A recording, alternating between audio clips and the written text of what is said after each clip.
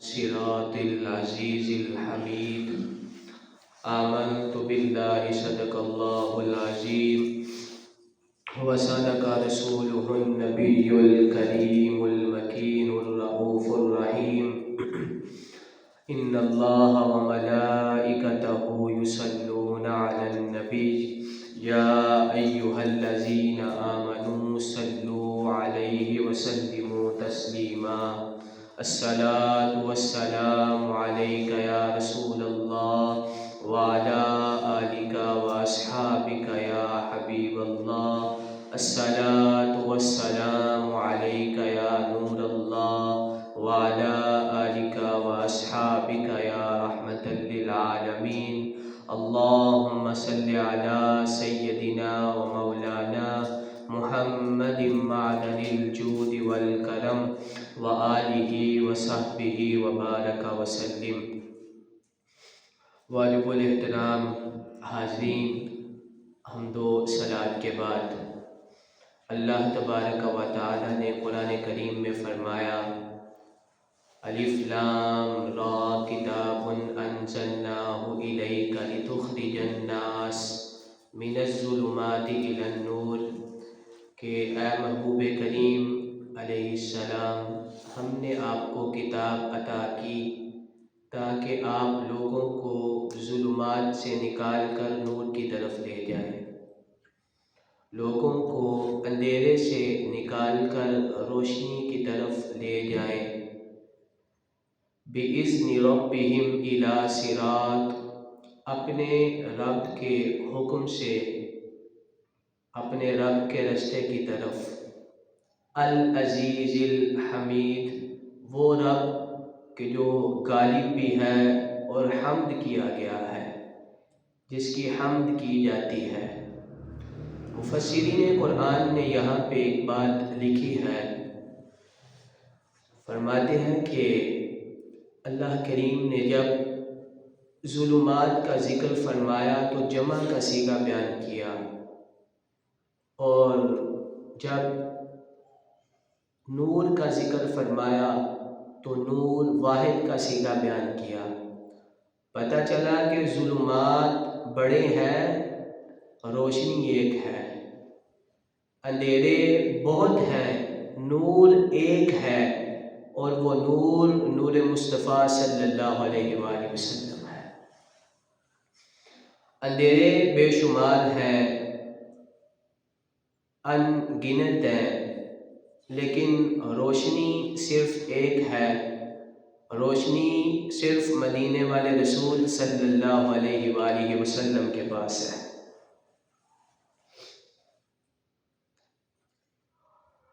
کثرت سے اندھیرے ہیں. ایک اندھیرا کفر کا ہے، ایک اندھیرا نفاق کا ہے، ایک اندھیرا مایوسی کا ہے، ایک اندھیرا غربت کا ہے، ایک اندھیرا تنہائی کا ہے.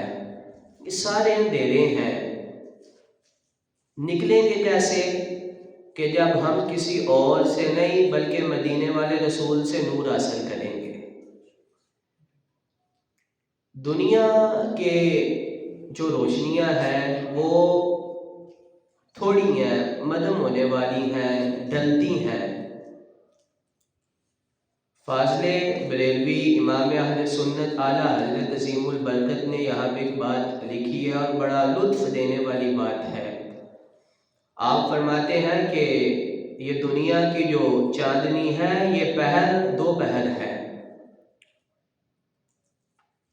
دیکھیں نا، چاند کی جو چاندنی ہے وہ ڈلنے والی ہے. پہلے چاند پورے عروج پر پہنچتا ہے، پھر کم ہوتا ہے، کم ہوتا ہے، کم ہوتا ہے اور کم ہوتا ہے، اور ایک وقت آتا ہے کہ ڈل جاتا ہے. لیکن ایک نور ایسا ہے کہ جس کی روشنی کبھی کم نہیں ہوتی ہے، وہ نور نور مصطفیٰ ہے. سبحان اللہ. فاضل بریلوی نے فرمایا اے ماہ مدینہ ہمیں اپنی تجلی عطا کریں. اے ماہ مدینہ ہمیں اپنی تجلی عطا کریں. یہ ڈلتی چاندنی تو پہر دو پہر کی ہے، یہ تو تھوڑے وقت کی ہے. تو اندھیرے کثرت سے اندھیرے ہیں، کثرت سے. میرے عزیز یاد رکھو، آپ جتنی مرضی ترقی کر لیں، آپ جتنا مرضی پڑھ لیں، جتنی مرضی اسٹرگل کر لیں، جتنی مرضی دولت کما لیں، جتنا مرضی آپ کے پاس پیسہ ہو، ان اندھیروں سے آپ نکل نہیں سکتے۔ یہ اندھیرے ان کے بڑے رنگ ہیں، مختلف روپ ہیں، مختلف رنگ ہیں، مختلف طرز و طریقہ کار ہیں۔ یہ اندھیرے بڑے گہرے ہیں، ان سے بندہ نکل نہیں سکتا۔ فاضل بریلوی نے فرمایا، یا رسول اللہ، ہم ایک اندھیرے سے نکلیں گے تو دوسرے میں پھنس جائیں گے، دوسرے سے نکلیں گے تو تیسرے میں الجھ جائیں گے، تو ان سے نکلنا بڑا اوکھا ہے۔ تو آپ نے فرمایا، اے ماہ مدینہ، ہمیں اپنی تجلی عطا کرو، اپنی تجلی، کیونکہ دنیا کے اندھیرے، ان سے نکلنا بڑا مشکل ہے، بڑا مشکل ہے، بڑا مشکل ہے۔ یہ دنیا داری کا جو اندھیرا ہے، اس سے نکلنا بڑا مشکل ہے، غربت کے اندھیرے سے نکلنا بڑا اوکھا کام ہے۔ تو فاضل بریلوی نے فرمایا، اے ماہ مدینہ، ہمیں اپنی تجلی عطا کریں۔ یہ ڈلتی چاندنی تو پہر کی ہے، تو آپ اگر نکلنا چاہتے ہیں تو آپ کو کسی اور سے نہیں، میرے رسول کریم علیہ الصلوۃ والسلام کے در سے روشنی حاصل کرنی پڑے گی۔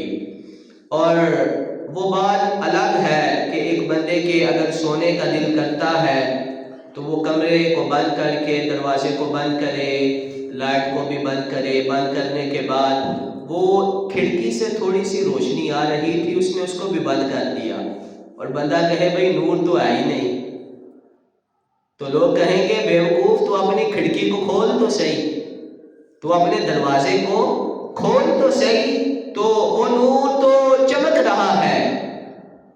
وَدَاعِيًا إِلَى اللَّهِ بِإِذْنِهِ وَسِرَاجًا مُنِيرًا، حضور کی نبوت کا جو نور ہے وہ تو چمک دمک رہا ہے، وہ تو اپنی عقل کی کھڑکی کو کھول تو صحیح، تو دل کے دروازے کو کھول تو صحیح، تو کھول، تجھے نظر آئے گا وہ نور تو چمک رہا ہے۔ تو جب تو دل کی کھڑکی کھول کر، دماغ کی جو دروازے ہیں وہ کھول کر جب تو دیکھے گا، پھر تجھے نظر آئے گا، اور تو ہر وقت یہ کہے گا کہ چمک تجھ سے پاتے ہیں سب پانے والے، میرا دل بھی چمکا دے چمکانے والے، تو زندہ ہے واللہ، تو زندہ ہے واللہ، میری چشم عالم سے چھپ جانے والے، چمک تجھ سے پاتے ہیں سب پانے والے۔ تو اپنے دماغ پہ جو پردے تو نے ڈالے ہیں انہیں پیچھے کر تو صحیح، تو دل پہ جو تو نے دروازے پہ تالا لگایا ہے، آنکھوں پہ جو پٹی باندھی ہے، اس پٹی کو اتار تو صحیح، وہ آفتاب نبوت کا نور تو چمک رہا ہے۔ اور اگر کوئی دنیا کے اندھیروں سے دور ہونا چاہتا ہے تو اسے میرے رسول اللہ صلی اللہ علیہ وآلہ وسلم کے نور کو حاصل کرنا پڑے گا۔ اگر کوئی اپنے رستے کو سیدھا کرنا چاہتا ہے تو اسے مدینے والے کے رستے پہ چلنا پڑے گا۔ اور حضور نے نا زندگی کے ہر معاملے میں آپ کسی موضوع پر، کسی موقع پر آپ دیکھیں کہ آپ کو سینکڑوں کے حساب سے حدیثیں ملیں گی، سینکڑوں اشارے ملیں گے، تعلیمات حضور کی زندگی کے نا ہر موقع پر ملیں گی، لیکن ہمارے پاس سیکھنے کا وقت ہی نہیں ہے۔ آج سیکھنے کے لیے کوئی نکلتا ہی نہیں، وقت ہی نہیں۔ دیکھیں نا، نکاح ہوتا ہے تو ہر قسم کی تیاری کی جاتی ہے، دولہے والوں کی بھی دوڑیں ہوتی ہیں، دلہن والوں کی بھی دوڑیں ہوتی ہیں، بازاروں کے چکر ہوتے ہیں، اور پھر جن لوگوں نے شرکت کرنی ہوتی ہے سارے اپنے اپنے کپڑے خریدتے ہیں، ساری تیاریاں پوری ہوتی ہیں، لیکن نکاح کا وقت جب ہوتا ہے تو ساری تیاریاں مکمل ہوتی ہیں، لیکن جو نکاح کے لیے ضروری چیزیں تھیں، جو بیوی کے حقوق تھے، جو شوہر کے حقوق تھے، انہیں کوئی سیکھتا ہی نہیں ہے۔ سارا کچھ مکمل ہوتا ہے، پھر ہوتا یہ ہے کہ نکاح کے بعد تیسرے دن لڑائیاں شروع ہوتی ہیں، پھر معاملے طلاق تک پہنچتے ہیں۔ اس کی وجہ ہے کہ ہم دین مصطفیٰ سے دور ہو چکے ہیں۔ سارا کچھ کیا جاتا ہے، سارا کچھ، اور میں یہاں پہ ایک بات آپ کو پتہ ہے نا، میں پچھلے جمعے اور کافی جمعوں سے ایک رونا رو رہا ہوں، جنازے کا رونا کہ اولاد کو جنازہ یاد کراؤ، اور یہ بھی رونا اسی رونے میں سے ایک رونا ہے کہ سارا کچھ کر دیا جاتا ہے، لیکن جب بیٹے کا نکاح کیا جاتا ہے تو اسے غسل کے بارے میں بتایا ہی نہیں جاتا۔ بڑے بڑے نوجوان ایسے ہیں، بڑے بڑے، کہ جن کو ساری باتوں کا پتہ ہے، دنیا کے سارے پیچ و تاب کا پتہ ہے، وہ ہر بندے کو شیشے میں بند کرنا جانتے ہیں، وہ چاند کو زمین پہ لانا اور بندے کو چاند پہ پہنچانا بھی جانتے ہیں، لیکن اسے غسل کا طریقہ نہیں آتا۔ اور قبلہ یہ والا حقیقت ہے، آپ آزما کے دیکھ لیں، بڑے بڑوں کو پوچھ کے دیکھ لیں، انہیں غسل کے طریقے کا نہیں پتا کہ جب بندے کا جسم ناپاک ہوتا ہے، بندہ ناپاک ہوتا ہے تو کس طرح اس نے غسل کرنا ہے، غسل کے فرض کتنے ہیں، وضو کے فرض کتنے ہیں۔ ہماری یہ بنیادی دینی معلومات ہیں، آج ہم اس سے بھی دور ہیں، وقت ہی نہیں ہے، مصروفیات ہی بنی ہیں، ہر کام کے لیے وقت ہے، لیکن دین سیکھنے کے لیے ہمارے پاس وقت نہیں ہے۔ پھر ہوتا یہ ہے کہ نکاح ہو جاتا ہے، ساری زندگی وہ بندہ پلید پھرتا رہتا ہے، تو جب بندہ ناپاک ہوتا ہے کاہے کی نمازیں، قرآن کی اگر تلاوت سے تو ہم پڑھتے ہی نہیں، اگر کسی نے پڑھ لی تو پھر کاہے کی نماز، کاہے کا روزہ، کاہے کی قرآن کی تلاوت، کس چیز کا ثواب ہے، وہ تو پھر الٹا گناہ مل رہا ہے۔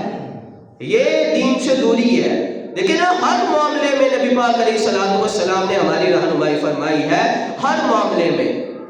اور آج ہماری جو محافل بھی ہوتی ہیں، ہم لوگوں نے ان لوگوں کے ہاتھ میں مائک دے دیا، ہاتھ میں مائک ہے، اسٹیج پہ کھڑا ہے، دوڑ کے کبھی ادھر جاتا ہے، بات کے ادھر جا رہا ہے، اور وہ کہتا ہے کہ میلاد مصطفیٰ، میں تمہیں بتاتا ہوں بھائی میلاد کیا ہے، تمہیں تو پتہ ہی نہیں، بھائی تو نکتے نہ بیان کر، تو لوگوں کو بتانا میرے مصطفیٰ کی زندگی کا ایک ایک چیپٹر کھول، ایک دن بتا کہ میرے مصطفیٰ ایسے شوہر کس طرح کے تھے، میرے مصطفیٰ کی تعلیمات ایسے باپ کس طرح کی تھی، حضور کی تعلیمات وہ ایسے غلاموں کے حق میں میرے نبی کی تعلیمات کیسی تھی، تو حضور کی زندگی کا ایک ایک چیپٹر بتا نا، تو کھول کے رکھ تو صحیح۔ تو قصور میری عوام کا بھی ہے، قصور آپ لوگوں کا بھی ہے کہ جو ان لوگوں کو تو پروموٹ کرتے ہیں کہ جو شعر و شاعری کریں اور جن کی سمجھ نہیں آتی، اور وہ بندہ جو قرآن و حدیث سنانے والا، اور پھر جب نعت خوان آتا ہے، بڑے بڑے علماء، بڑے بڑے پیر بھی اس میں شامل ہیں، وہ ان پہ نوٹ نچھاور کرتے ہیں، نوٹ پھینکے جاتے ہیں، لیکن جب ایک عالم منبر رسول پہ بیٹھ کے قرآن اور حدیث کی تعلیمات دیتا ہے، جب وہ قرآن اور میرے مصطفیٰ کا فرمان تمہیں ڈلیور کرتا ہے، وہ سناتا ہے، پھر سارے ایسے سر پھینک کے بیٹھتے ہیں کہ جیسے پتہ نہیں ہے ابھی سب کو سانپ جو ہے وہ ڈس جائے گا۔ تو یہ کمزوری ہمارے اندر ایسی ہے نا جی، یہ کمزوری ہمارے اندر بھی ہے کہ نعت خوان کی سمجھ آئے یا نہ آئے، ہم نعت کے خلاف نہیں، نعت تو ہماری جان ہے، نعت ہماری، آج کل کلپ کاٹنے کا بھی وہ سلسلہ چلا نا، تو بات کلیئر کر لیں، نعت تو ہماری جان ہے، نعت کے بغیر تو ہم زندہ رہ ہی نہیں سکتے، لیکن قرآن و حدیث کی طرف بھی تو توجہ ہونی چاہیے نا۔ نعت خوان 10 کروڑ روپیہ محافل پہ ربیع الاول میں لگتا ہے، نعت خوان 50، نعت خوان 10 ہوتے ہیں، لیکن ایک عالم بلایا جاتا ہے، وہ بھی اس بندے کو کہ جو بندہ کبھی دوڑ کے ادھر جائے، کبھی بھاگ کے ادھر جائے، کبھی کسی کے بیڑے کبھی کسی کے بیڑے، جو قرآن پڑھتا ہے تو آیت کا ترجمہ بھی نہیں کرتا۔ تو ان چیزوں کی طرف توجہ ہونی چاہیے صاحبوں، تاکہ ہمیں دین کی سمجھ آئے کہ دین کی جو تعلیمات ہیں وہ کیا کیا نہیں ہیں۔ ایک بات تو یہ ہے کہ نبی کریم صلی اللہ علیہ وآلہ وسلم آپ اسپیشلی کسی سے کلام فرمائے، اسپیشل گفتگو کی جائے ارادتاً، تو ایک یہ ہے کہ رستے سے چلتے بندے سے میرے مصطفیٰ اگر کلام فرماتے ہیں، اللہ اسے بھی ہدایت عطا فرما دیتا ہے، اللہ اسے بھی ہدایت عطا فرماتا ہے۔ ہجرت کا موقع تھا، حضرت بریدہ رضی اللہ تعالی عنہ صحابی رسول ہے، آپ فرماتے ہیں کہ حضور جب ہجرت کے لیے نکلے نا جناب صدیق اکبر کے ساتھ، آپ جب نکلے تو ابو جہل نے نا اعلان کیا کہ جو نبی پاک صلی اللہ علیہ وآلہ وسلم کو گرفتار کر کے لائے گا اسے 70 اونٹ ملیں گے، 70 سرخ اونٹ۔ اس وقت میں سرخ اونٹ بڑا مہنگا اونٹ تھا، جس طرح آج آپ یہاں پہ یوں سمجھیں کہ ساہیوال کی جو گائیں ہیں وہ بڑی مہنگی ہوتی ہیں، تو اگر 100 گائیں کوئی بندہ لے تو کتنے کروڑ بنے گا؟ تو اس طرح اس زمانے میں سرخ اونٹ بڑا مہنگا تھا، بڑا قیمتی جانور تھا۔ ابو جہل نے اعلان کیا کہ جو بندہ نبی پاک صلی اللہ علیہ وآلہ وسلم کو گرفتار کر کے لائے گا، جناب صدیق اکبر کو گرفتار کرے گا، 70 اونٹ میں دوں گا۔ یہ موقع ہر بندے کے لیے امیر ہونے کا تھا، سنہری موقع تھا کہ 70 اونٹ مل رہے ہیں۔ حضرت بریدہ کہتے ہیں میں بھی نکلا، 70 بندے میں نے اپنے ساتھ لیے، ان کے ہاتھ میں تلواریں تھی، گھوڑے تھے، نیزے تھے۔ مدینہ سے کچھ دور، مکہ سے کچھ دور ہم نے نبی پاک علیہ الصلوۃ والسلام کو پا لیا۔ کہتے ہیں کہ جب ہمیں دور سے جناب صدیق اکبر رضی اللہ تعالیٰ عنہ نے دیکھا نا تو وہ پریشان ہوئے کہ یہ کافر گرفتار کرنے آ گئے، لیکن نبی پاک صلی اللہ علیہ وآلہ وسلم آپ اطمینان سے بیٹھے ہیں، آپ سکون سے بیٹھے ہیں، سکون سے۔ ابو بریدہ وہ حضرت بریدہ رضی اللہ تعالیٰ عنہ کہتے ہیں کہ جب ہم حضور کے قریب جب حضور کے پہنچے تو نبی پاک صلی اللہ علیہ وآلہ وسلم دیکھیں نا، ایک بندہ گرفتار کرنے کے لیے آیا ہے، کہتے ہیں حضور نا اطمینان سے بیٹھے ہیں۔ میں کہہ چکا کہ جب آپ کو بڑا ڈر چڑھا ہو تو آپ مدینے والے رسول سے نور حاصل کریں، انشاءاللہ آپ کا دل ٹھنڈا ہو جائے گا۔ تو نبی پاک علیہ السلام بڑے اطمینان سے بیٹھے تھے، حضرت صدیق اکبر کھڑے ہو گئے، حضور بیٹھے رہے۔ ابو بریدہ کہتے ہیں جب میں آیا تو حضور نے فرمایا بھائی کیا نام ہے تمہارا؟ میں نے کہا جی بریدہ۔ تو نبی پاک علیہ السلام نے فرمایا کہ ابو بکر پریشان ہونے کی بات نہیں، بریدہ کا معنی ہے ٹھنڈا۔ فرمایا یہ تو معاملہ ہی سارا ٹھنڈا ہے، فرمایا بھائی کس قبیلے سے تمہارا تعلق ہے؟ بریدہ رضی اللہ تعالیٰ عنہ فرماتے ہیں کہ عرض کرتے ہیں حضور میرا تعلق بنو اسلم سے ہے۔ حضور نے فرمایا ابو بکر اب تو پریشان ہونے کی بالکل ہی ضرورت نہیں ہے، کیونکہ یہ تو سارا معاملہ سلامتی والا ہے۔ پھر آپ نے پوچھا کہ بنو اسلم کی کئی شاخیں، تو تمہارا کس شاخ سے تعلق ہے؟ آپ نے عرض کی کہ یا رسول اللہ بنو سہم سے۔ سہم کا مطلب ہے حصہ۔ حضور نے فرمایا پریشان نہ ہو بریدہ، تجھے بھی تیرا حصہ عطا کیا جائے گا، تجھے بھی تیرا حصہ ملے گا۔ وہ جو حضرت بریدہ تھے وہ کہتے ہیں کہ یار وہ پوچھنے لگے، انہیں پتہ نہیں تھا، پوچھا کہ بھئی آپ کا نام کیا ہے؟ حضور نے فرمایا میرا نام وہ ہے کہ زمانے تے کوئی بھی آیا نہ ہندا تے رب نے محمد بنایا نہ ہندا، زمانے تے کوئی، میں اللہ کا رسول محمد رسول اللہ ہوں۔ حضرت بریدہ کہتے ہیں کہ میں آگے بڑھا، میں نے کہا یا رسول اللہ آپ نے کہا کہ تیرا حصہ ملے گا، لائے میرا حصہ دے، کلمہ پڑھا کے مسلمان کر دے۔ حضور نے کلمہ پڑھایا، مسلمان کر دیا۔ تو ایک تو ارادتاً اگر کسی سے بات کی جائے، ارادتاً، ایک غیر ارادہ رستے میں بھی حضور اگر کسی سے کلام کرے اللہ اسے بھی ہدایت عطا فرما دیتا ہے، اسے بھی ہدایت۔ اور ایک بزرگ نا حدیث پاک بیان کر رہے تھے کہ نبی پاک صلی اللہ علیہ وآلہ وسلم نے فرمایا کہ جو شخص یتیم کی کفالت کرے گا وہ جنت میں میرے ساتھ اس طرح ہوگا جس طرح یہ 2 انگلیاں ہیں، یہ 2 انگلیاں۔ تو مجھے بڑا لطف آیا، آگے انہوں نے کہا کہ یہ 2 انگلیاں، اس طرح انہوں نے اشارہ کر کے کہا کہ دیکھیں حضور نے جو امت کو سمجھانے کے لیے اشارے کیے تھے، آج حضور کے وہ اشارے بھی کتابوں میں موجود ہیں۔